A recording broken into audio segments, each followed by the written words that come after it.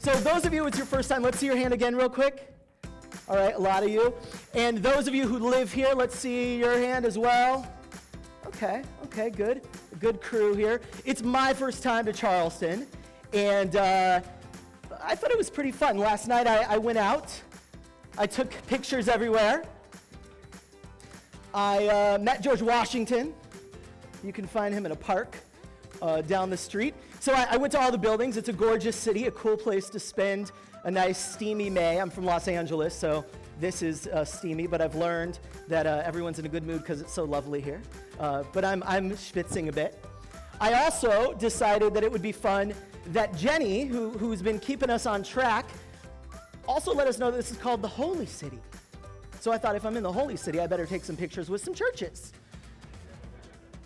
I took more, but my hair was in the way, and so I couldn't see those ones. But the most important question when you come to Charleston, or when you come to a great city like this, is where should I eat? So I did what everybody does when they wonder where they should eat. I asked other people. I went to Google, and I said, Google, where are the best restaurants in Charleston? Where should I go to eat? And Google gave me a bunch of things.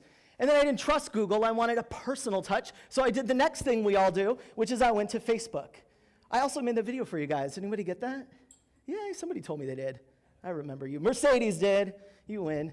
So I asked a bunch of people on Facebook, and they told me ideas, and then they started sending me private ideas of like, that friend of yours is wrong. That's not the place to go. You've got to go to this place. And everybody felt very strongly about where I should eat in Charleston last night. I found my way over to Husk. Anybody been to Husk? Good place, right? I found my way there. I found my way to Pearls. And in case you don't believe those are real pictures, these are my glasses that are in the picture. I didn't steal anybody's photo. I did a real deal. And then, of course, we're all here for Collaborate. So the idea is we came together to learn, to get ideas. I saw my friends here from Salt Lake City making a list of who was going to go to this one, who's going to go there, how are we going to get the intel and bring it back together. That's a good way to divide and conquer, ladies. I like that, a mission. But we're here to think about something different, right? And just like I Googled when I wanted to figure out where I should eat and ask people on Facebook, we also come to events because we want to learn something, because we say there's a lot of changes going on in the people space, and I need to keep up. We want inspiration. We want to learn how to avoid some of the perspiration, and we want to share ideas with our peers, and that's why we're here. So to Collaborate, and to Jenny specifically for getting us organized, let's give a little hand. Thank you very much.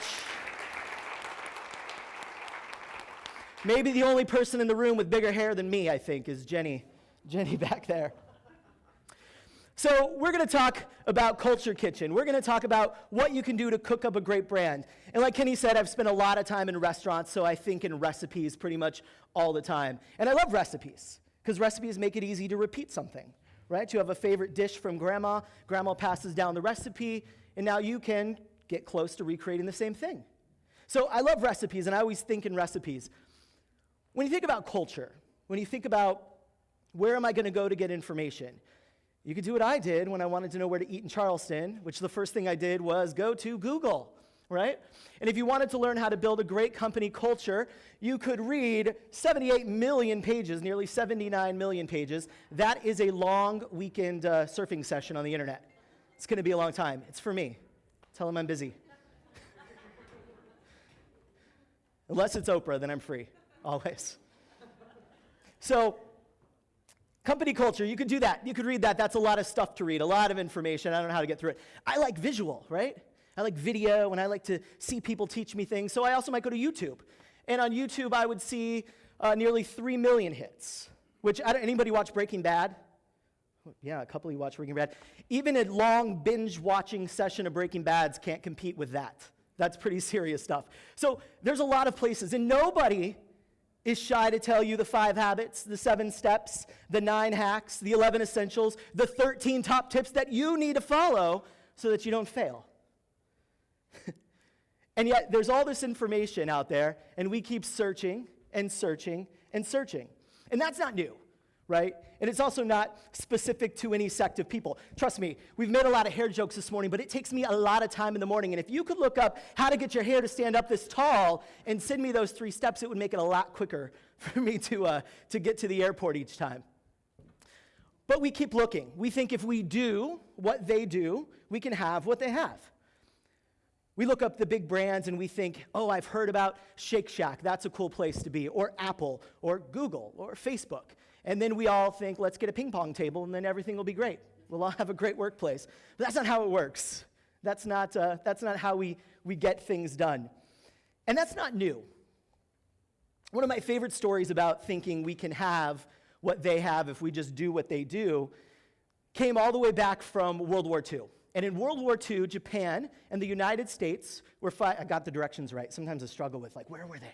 Japan and the United States were fighting a war in the Pacific, right? We entered that war after Pearl Harbor. And Japan was very, very thoughtful and said, we're going to put a bunch of islands. We're going to add bases to these islands. In Micronesia, Melanesia, South Pacific, we're going to put temporary operations so we could keep the U.S. from getting to the mainland. And the U.S., not to be outdone, said, we're the U.S., we're going to do it too. We want some islands. And so they put a bunch of temporary operations on these islands, and everybody was good. And what they didn't think about in either place was who was there before, who lived on these islands. And so up far, back in the trees, away from like the ports where they were building and the places they were dropping, there were native islanders who had lived there forever and had never seen anything like this modern warfare going on. To them, there were these huge metal birds that dropped things from the sky, and inside of that was all this great stuff. Food you didn't have to chase, water you didn't have to source, this other drink that when you drank it, it made you a little bit like Goofy, right? I'm going to see some of you later upstairs doing that one. So they watched from afar because they were scared and they didn't know what it was. It'd be like right now if all of a sudden a huge alien ship ripped the roof off of here and then had all this cool stuff that we're like, what do we do with that? But then you watch the cool stuff and you think, well, they eat whatever they want, this alien people, and they all stay pretty fit. I would like a little bit of that. So we want what they have. So eventually the islanders came down and they made friends. They said, okay, we'll figure out how to make this work. And they started enjoying all of the things. The food you didn't have to chase, the water you didn't have to source, the clothes that kept you protected, and even a little bit of that fun drink. They got all of those things. And all they had to do was show the soldiers around the island and keep them safe, where they could hide things and where good spots were for all their infantry equipment. The war ended, which we know. And after the war, the harbors got taken away, the landing strips were broken up, the metal birds dropping things out of the sky with magic inside of it stopped coming around. But what the islanders thought was, oh, wait a second, they're gone.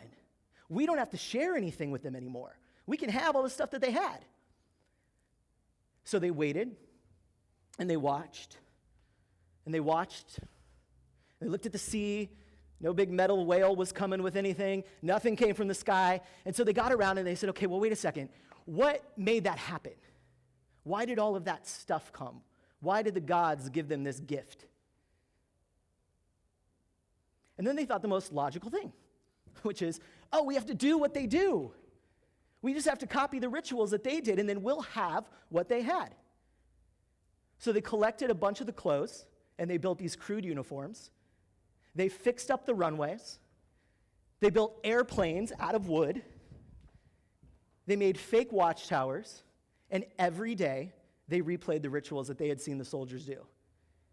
Every single day. So we realized that the stuff never came. That wasn't what made it show up in the first place. And it's easy to think about that, right? And to think, well, the people on the island just didn't know what we know today. We know so much more. That's not why things happen for you. And yet, we look at big brands and we try to copy what they copy. We heard, ooh, someone has a mission statement that's pretty cool. So if we should just have a mission statement, we'll be equally as cool. And somebody told me about some core values. So I'm going to copy those core values. Maybe we'll change integrity to honesty. No one's going to know the difference. And it'll all work out, right? We'll borrow things that Chipotle did. We'll see what Hyatt, what Kimpton are doing. We'll look at the big brands and we'll say, if we could just do what they do, then we can have what they have. But that's not how it works. So let's talk about why culture matters before we talk about a different way to do it. 70% of the 154 million people that go to work every day are unhappy, disengaged, something like that. That's a lot of people every day. And we're interacting with each other every day. We're interacting with them at work, and that's happening all around us. And we're trying so hard. This group of leaders in here, charged with HR, with operations, in these leadership roles, we're trying to figure out, how do I crack the code? Maybe we do need that ping pong table after all. It's costing us something like $300 billion in lost productivity every year. I'd like a chunk of that. Would you like some of that? She would like some of that too. So what happened? Anytime you can bring dogs or babies, it's a good thing. People like it. What happens when people are unhappy and disengaged? We have customer service issues, right? People don't come back. They don't want to be around us. They don't like interacting with us. We write tersely worded memos, and we have policies about customer service and the rules of service, and yet it's not happening, right? We see lack of initiative in the team. We want creative people. So let's fire all the uncreative people and bring in the creative ones to me, right? We see turnover going up, which is costing us so much money. In a lot of the industries that we're in, it's over 100%. And I think the average hourly person is something like $2,000 to replace them for turnover, something like that. I see you shaking. What's your name? Susan. She knows her stuff over here, everybody. Thanks, Susan. I'll give you the 20. Who told you? Oh, People Matter. Yeah, we love them. I heard they're a cool place. We see top-line revenue loss, right? Obviously, if customers aren't happy, they're not coming back, they're not visiting us, they're not thinking of us, they're not talking about us, we see top-line revenue go away. We see bottom-line revenue go away because we're losing a ton of people, so we're spending all this money, like Susan told us, retraining the same position over and over and over. And that doesn't even count the ping pong tables. They're expensive. We see our brand get weakened. We think of brand a lot. Anybody in marketing here? Anybody? No one's in marketing, so we'll make fun of them. So we see, I have to watch the crowd sometimes. I never make fun of you, though, just so you know. Only them. We see the brands get weakened. We have logos, and we have fonts, and we have websites, and we do fun videos, and we do all of this, and it doesn't matter if when someone walks in, that's not what they get, right? We make it really hard to smile like you mean it. I borrowed this little face from you guys. We also have long-term success issues. So we've got those short-term issues, but long-term ones. Here's what investors say. This is from Stanford Associates, which polls investors all the time. 66% of people say they have knowledge of the dilution of the value of a company because of culture. It's a big number. We see that quite a few of them in the orange and the purple actually say culture is one of the big drivers in their investing decisions. That when they do their work to decide where to put their money, how your team feels about work and how they show up matters to them. If there's not a better plea to prove that people matter, I don't know what is. Culture matters. So what is culture, right? There's all kinds of ideas about what culture is and what it isn't, what you can see and what you can't. Sometimes we think it's things like the environment. It's the environment we're in, right? It's the space, it's how we feel, it's if there's good ergonomics around, if we can move quickly, those kinds of things. We think it's the behaviors, how the team acts, what we do, how we treat each other, all the things you could see and take a picture of. We think it's that. We think it's how we do things around here. That's one of the ones I hear a lot, is that it's how we do things around here. That's culture. It's all of those. It's also these two things, the values and attitudes. It's also the beliefs that we have as leaders and as team. And the things above the line are all the things you can see. You can see the environment. You can see the way people behave around here. What you can't see are the beliefs. What you can't see are the values and attitudes. And that's the thing that we have to figure out how to get serious about. Culture to me is like a dinner party. Have you ever been to a dinner party and you walk in and you think, this is not a dinner party I want to be at? These people are not. He's like, yes, I have. Jeff knows over here. He knows. That was like the most knowing nod I've seen in a while. So, why is that? Maybe there were some behaviors you could see. Maybe there was, maybe there's a food you didn't like or something. But it's usually a feeling, right? Was it a feeling, Jeff? It was a feeling. Another knowing nod from Jeff. Culture is kind of like that. There's a lot of things that go into it, right? You get to choose the candles on the table, the plates we're going to use. You're going to choose the wine, the food, the drinks. You get to pick who's invited and who's not. But at the end of the day, it's a feeling that's created together. And you can just put some of the elements there. And there's all kinds of different dinner parties, right? There's fancy dinner parties, there's casual parties, there's all kinds. And yet a lot of times, we're not super specific about what we want. So I think this is what we do. Here's some recipes. You guys ready for some recipes? Y'all got pens, you got paper, you got I said y'all. Is that what we do here? Did I do good? Do I get my passport? My Charleston passport. That's good. So you've all got things, you could write them down. And then at the end too, and I think you'll be able to get all the slides so you can go back and relish in the ones that mean something. Because you decided what you wanted to work on this year. And I don't know what that was. So you're going to grab what you need later. So does anyone know what this word means? This little saying? Susan knows everything. Yeah, mise en place. So if you went down to the French Quarter over here in Charleston, and if you haven't, it's a pretty cool place. Mercedes and Kate, Lindsay, you should go. It's pretty cool. I was over there last night taking selfies for you. And it means put in place. It's a French culinary term.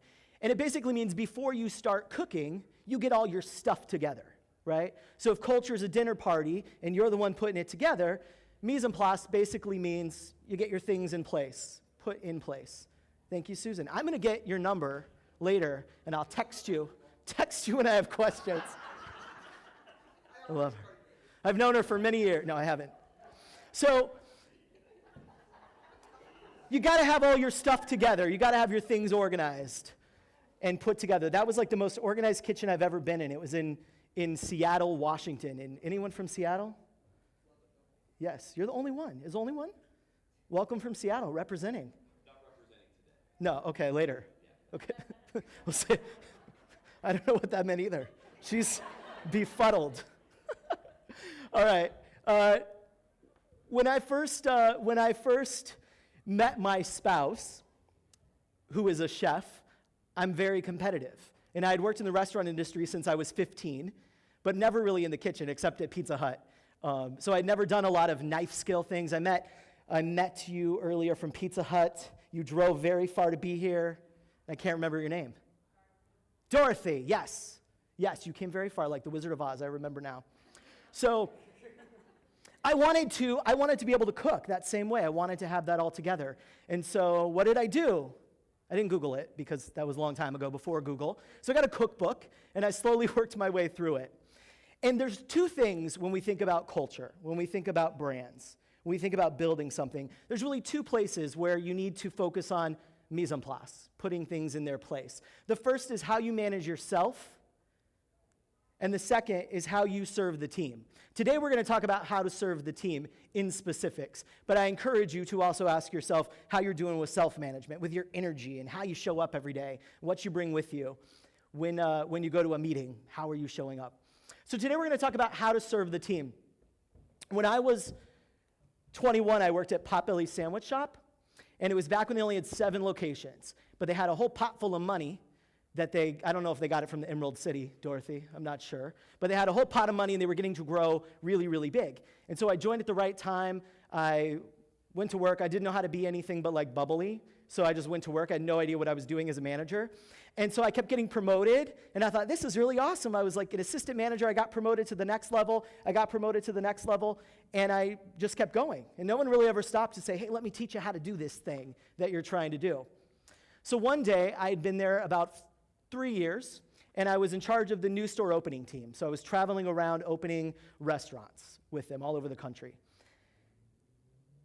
And we had this traveling group of hourly trainers with us. And there was one woman in specific who had worked with us for about 6 months on the road. So this is someone that I'm like dining in foreign cities like Dallas and Ann Arbor, Michigan, places I had never been. It's like a little dishwasher from the middle of Arizona. I had never been to these places.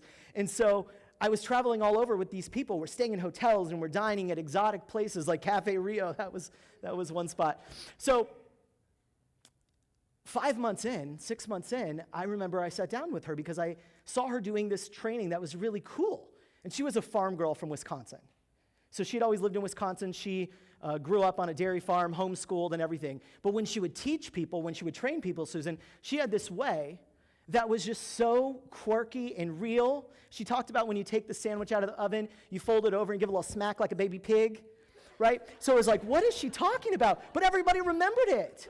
You would go back 6 months later and people would be like, when the bread comes out, you smack it on the bottom like a baby pig. And it was like, where did that come? Nobody knew where it came from. But everyone in the company was talking about this thing. And so I remember I thought, I should tell her, 6 months in, I should tell her that that's really cool, that I like that her little quirky way of teaching things makes people remember it. So I sat down with her. We were in Michigan, actually, I remember this. We were in the Ren Center where GM had their big office in Detroit. And I sat down with her and I said, hey, I just wanted to tell you I love the way you teach. I love this very specific thing you do. I was back in another city and I heard them talking about the baby pig thing, and I heard the way you taught about cutting the cheese on the slicer. All of those things people remember and love. And she was like, oh, thanks. And something was wrong. And I said, well, what's wrong? What's going on? And she started to cry. And I thought, great. I try to do something nice and I make her cry. And it was like one of those ugly cries. It wasn't like a, oh, I'm touched cry. It was like a down in the depths of the soul kind of cry. So I thought, well, what's going on? What happened? And she said to me this. And I still remember this. This is 13 years ago. She said, I was going to tell you tomorrow, which was the last day of the opening, that I didn't want to be on the training team anymore. And I said, why?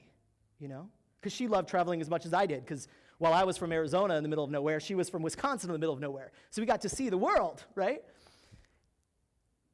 And she said to me, I didn't think I was very good.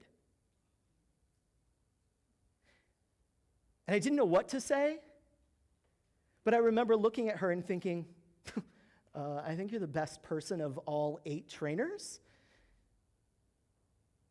And I remember that moment thinking, this is my fault. And it was. I hadn't taken time to figure out what she needed from me. See, I had gotten promoted over and over and over. For what I didn't know, I just showed up and I was like myself as much as I could be, and it kept working. So I just kept working it. If you got a thing, work it. So I realized in that moment that my job was not about being the star. It wasn't about having the answers. It wasn't about teaching the answers. It was about how I served everybody else on the team. It was about asking what they needed from me and how I hadn't done that for this person. She now owns her own chocolate shop, by the way, in Chicago, and is doing really well. So it worked out for her. So the recipe for service leadership. I told you in the beginning I like recipes because you can write them down and repeat them. You don't have to write this down. We'll make it easy for you to get later. Or you could write it down. If you like to write, feel free. But the recipe for service leadership, this is just a little reminder so we know what to repeat and what not to repeat. The first thing that we have to do is focus on how to, my little timer stopped working, so how to be able to inspire people, how to give direction to them. What's a vision that they know where we're headed? The next thing is about being able to give great service to the team, about asking the things that you require of them to do for other people, how are you doing that for them? If you have a recipe or the steps of service, what are you doing in regards to giving that to them as well? Managing to the values. We often think of managing ethically as following the rules of law, or as the HR department, the rules that you tell people they should follow. But managing to the values you say are important in the beginning is the number one thing we have to look for. Being a really good coach. Focusing on how can you help other people do great work versus telling them just what needs to get done. Helping others succeed on their terms. How often do we stop? This is one of the things that was amazing to me when I talked to her, and I said, well, what do you actually want to do? And it was the first time I ever asked her that. And you think about it, how often do we in our groups, in our teams, do we sit and talk to the other people to say, what do you really want? What are you looking to do? When you're working with the team to help recruit people, how do you help the managers figure out where this person wants their career to go and then help them get that thing? And the last thing is creating appreciation all around you. So creating a place where everybody is feeling very appreciative, where everybody knows exactly how to help each other out, how to applaud each other, and giving that away liberally. It's always funny to me when we say, I don't want to give too much applause because I don't want them to think you're doing a really good job. But that's exactly what we want them to think when they are doing that. So these 6 recipes are the 6 things I know work really well. These are the 6 things that it takes to create a culture where everybody wants to be part of, where all of your competition is saying, how do I compete with what they're doing? What is the secret sauce? Where the rest of the people out there, we're all fighting for talent. I heard that a lot in talking with people today. We're fighting to get great people, making a world where they all want to be part of it, where they all want to be part of what we're doing. And then finally creating a life that you want to live. A place where you say, I'm actually enjoying what I'm doing every day. I'm getting to help people. I'm getting to serve the organization in the highest way I know how, because I'm doing these 6 things. Now think about this. If I were to ask you, if you take flour, water, the secret's here, flour, water, yeast, all of that, put it together and bake it, what do you get? Bread. Yeah. If you take all that stuff together and steam it, what do you get? Bao. Did you say bao? Pork bun. That works. No, it's good. It's called a bao, right? If you take those same things and put them together, you get a dumpling. It's not about the stuff you put in, right? It's not about hiring more creative people, hiring friendlier people, hiring leaders that really know how to inspire. It's not about the things you put in all the time. Sometimes it's about the conditions you set. If you rolled it out, you get pizza. And if you microwave it, this is the thing my mom learned recently, if you microwave all that with food coloring, you get Play-Doh. We didn't know how to do that when I was little. So the story here is when you go back, when you think about the next 3 days, you all have the agenda. My friends from Salt Lake, we're looking at it, we're dividing it up. When you look at it, maybe when you get back to your room, no matter how many mint juleps you've had tonight, you look at it and you say, what is my intention for being here this week? There's great stuff going on. The book is full of things. I'm actually sticking around for a few days because I want to hear all of the things going on. So I encourage you tonight, when you think about going back to your own culture kitchen, when you think about going back and cooking up a good brand, whether that's on your individual team, the organization as a whole, whatever you're in charge of, the person sitting next to you, what do you want to create? And what do you need to get out of the next 3 days to make that happen? It's easy to go to these things, to go back and say, well, I got out of the office for 3 days, I got to travel. But set your intention tonight about what you want to get from this evening.